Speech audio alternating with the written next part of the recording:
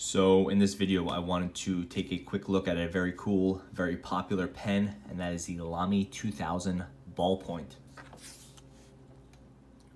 This line of pens is usually known for its fountain pen, but the Ballpoint is actually one of the more popular pens in the series, and it's also the one that comes in the most variations. We have the standard Lamy 2000 Ballpoint, which is what I have right here. But there's also a stainless steel version, two different wood versions, a titanium version, a ceramic version. It's actually a really interesting pen if you want to dig into the history of it. But for this video, I'll be looking at the standard version, which is the Lamy 2000 Ballpoint in Macrolon. That's this black material. It's basically a fiberglass or a reinforced plastic, and it is sort of the standard material these pens are sold in. And the design has been around since 1966. Obviously, it's pretty iconic. It's in MoMA and those sort of things. So I'll stick with the standard model now, that we can talk about the other ones in the future. The shape is obviously like sort of torpedo shaped, I guess I would say, with a slightly wider middle, really steep taper towards the bottom. If anyone has criticism of the Lamy 2000 line, it's often that it's so tapered. It's figuring out where to hold the pen can be difficult. Has the standard Lamy 2000 clip, which is this steel clip, and it's spring loaded. Again, it's a click retractable ballpoint. Steel front section, just like on the fountain pen, some of the other versions. And it does come apart. So basically this one, it does not come apart here, it comes apart here at the seam. And you could open it up to see the Lamy M16 refill. And that's probably the single biggest downside with this pen, is that it uses a proprietary refill that is extremely difficult to put something in its place. So you're basically stuck with the Lamy M16 refill. Other features, again, we have the nice clip with the sprung design, very cool. It does come apart here as well, and that way you can take the top section off and you could adjust the clip. And I'll do a separate video on that because it's worth doing a better tutorial on it. The button is metal. I believe it's also steel, and the steel is brushed to match the brushed steel here. The Macrolon is brushed, and it has this sort of these striations or these lines down it, which are very nice. A good way to tell how much usage your Lamy 2000 has seen is to look at the pen. If it looks glossy like this one, then it's probably seen a lot of use. Just like holding it and that sort of thing, absorption of oils, just like rubbing it on a desk, that will make it look glossy, and it's almost always an older pen.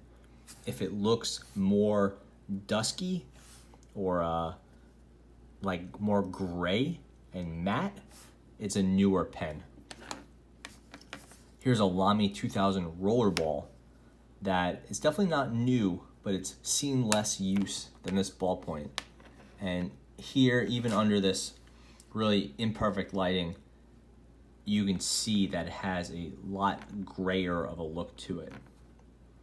Again, this is not new, but it's a fair bit newer and seen less use than this ballpoint. And it's not that the ballpoint is in bad shape. It's actually in really good shape. There's no gouges or scratches in this Macrolon. It is a fairly sturdy material, but it's kind of nice to see it in this lighter, this gray tone, and to sort of age it yourself. The Lamy 2000 Ballpoint in the standard model like this sells for about $62 these days, maybe give or take. You can't really find a deal if you buy it off Amazon or eBay or something like that. You know, if you buy it used, then you could find them in like the $35 to $50 range. But online new, you're basically spending about $60. But like I said, there is a really good, vibrant online used market for the pen. Just you want to make sure you're finding one that's in good condition and not too beat up. They have been made, for 40 years now, but there haven't been really drastic changes in the design. So you're good buying whatever, as long as it's in a condition you're happy with. That's not true of the fountain pen, where you want to really avoid some of the older models. Size-wise, I think it's actually a really nice size. It's a light pen, much lighter than it would look, much lighter than most pens in the price range. So I actually find it to be very pleasant to use. Here it is next to the rollerball. Rollerball is definitely a larger pen. Here's the rollerball uncapped. Now we're very similar in size. See what else is on my desk. Here is a Sharpie for reference, kind of in that Sharpie size class, just kind of a little fatter in the middle. And here we have a Lamy Ion. Larger pen, much newer design. And see what else. This is a Pilot Friction. So there you go for references. As for using the pen, like I said, I actually find it to be fairly comfortable. Again, I always feel confused about where to hold it. That's just a problem with the Lamy 2000. It either bothers you or it doesn't. I would say sometimes it bothers me, but most of the time I could just grab this and write with it, because I'm not expecting, some immaculate, perfect experience. Just a ballpoint. I grab it, click it, start writing. That's how I use the ballpoint. So it doesn't bother me the way with the fountain pen, sort of you're worrying a little bit more about how you're writing, and then having a grip that's not where you want it to be can be a little off-putting. I will say that this piece right here is a little bit sharp. So sometimes you'll grab the pen and you'll have it over here. It'll kind of gouge your hand like this. It's not like it's gonna rip your hand open, but it is definitely pointy. I haven't gone so far as to file that down yet, but I could see doing that in the future if you don't plan on reselling the pen.